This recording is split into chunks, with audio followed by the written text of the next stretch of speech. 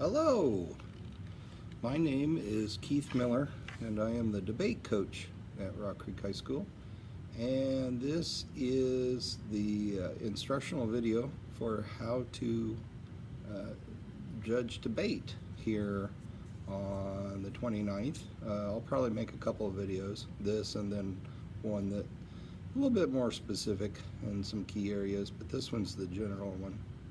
First of all, thank you for volunteering. We couldn't run a tournament without volunteer judges. First of all, if you're coming from Manhattan and you've never been here before, you're going to want to take East Highway 24 towards Wamego, and then you get out of town a little ways, 5 miles, 7 miles. You're going to see a sign on the right hand side of the road that says Rock Creek High School, and it points north or take a left. So you take a left there and you just stay on that road until you get to the high school. It's a pretty narrow road, but you'll go past a church. Make sure you slow down for the church. They like giving tickets if you speed past the big Catholic church. And then right after the church, we're up on the hill on the right hand side.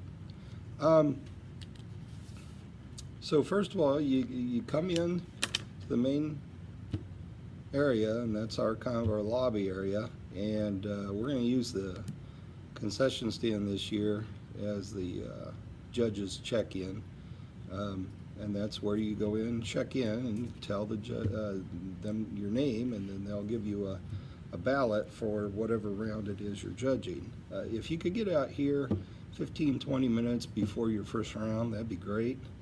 We'll have breakfast. We'll also have lunch.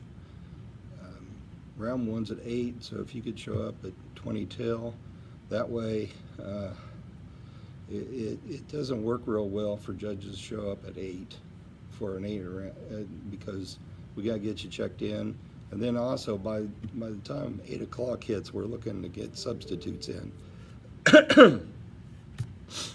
Because we're assuming this person isn't coming. So please get here a little bit early. You can go get coffee, get a muffin or something. I think we're gonna have pancakes too.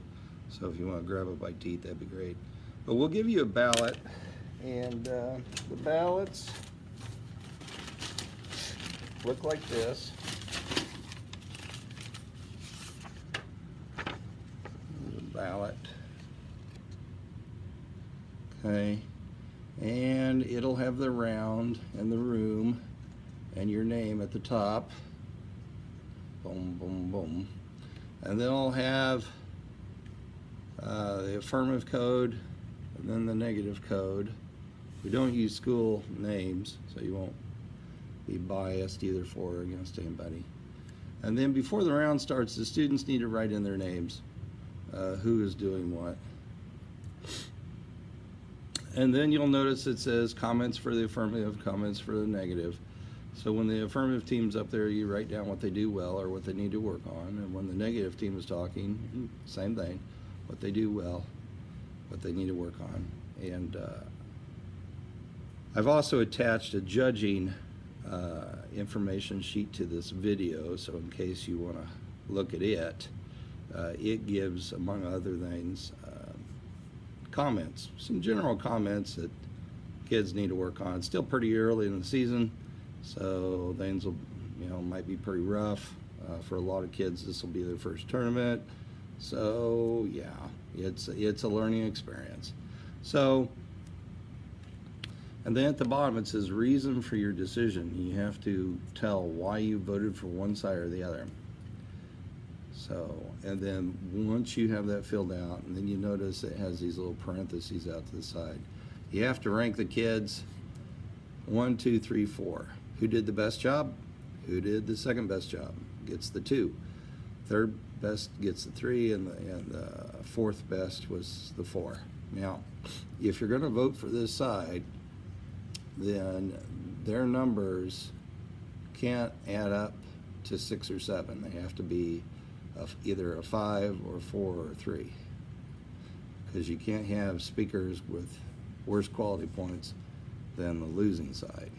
So make sure whoever side wins, if this side wins, then their two numbers added together cannot be 6 or 7.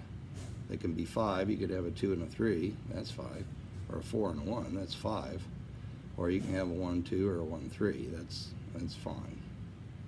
But whoever loses, whichever side loses, their numbers added together have to be more or equal to. You could have 1, 4, 2, 3, that's fine. But they can either have the same number total, or the losing side has to have the 6 or 7. So the best a losing side could have is a 5, like a 2 and a 3. Or a losing side could have 2 and a 4, which is 6, or a 3 or 4, which is 7. But the winning side has to have either a 1, 2, 1, 3, 1, 4, or 2, 3. And if you have any questions about whether you filled that out right or not, what you need to do is when you return the ballot to the concession stand area, hand it to the person, make sure they check it, and when they say, yep, looks good, you can go, then you can go. And hopefully they'll have round 2 ballot for you, or if you're done for the day, you're done for the day. Now, those of you who are doing this for volunteer hours through Kansas State College of Education, make sure you just give the judges table your volunteer sheet and leave it there, and I'll get it signed. And then when you turn in your ballot, you can pick it up and it'll be signed. So this year's topic is immigration. The United States federal government should substantially reduce its restrictions on legal immigration in the U.S. So you're going to have people who are saying, hey, we need to make it easier to let those immigrants in, or no, we shouldn't make it easier. And the one thing I would strongly encourage you to keep in mind is this is a very emotional topic for some people. Because it's real close to their hearts, or it's them. And so just keep that in mind and be sensitive to that. Some of the affirmative arguments are we need more workers. Our economy needs more workers. That's probably the main reason why people are arguing we do need to make it easier. And then the main reasons that people are arguing against it would be if you let them in, they'll drive down wages, or they'll overload our school system,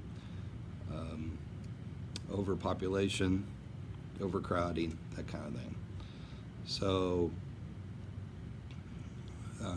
you have to listen to both sides and try to determine which side makes the most sense to you.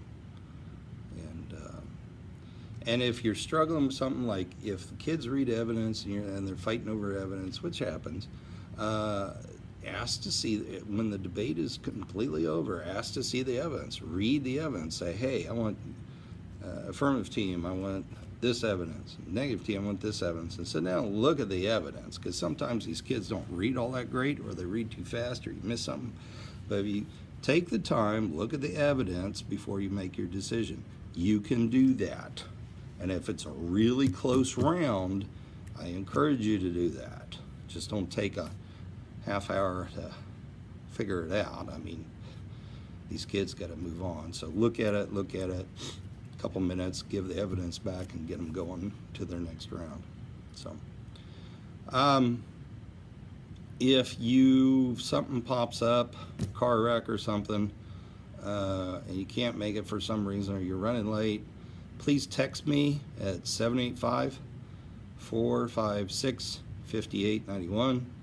That's 785-456-5891. I'd encourage you to go ahead and put that on your phone. And that's the end of this video, because I'm running out of time. I'll make a second one. So thanks again. See you soon.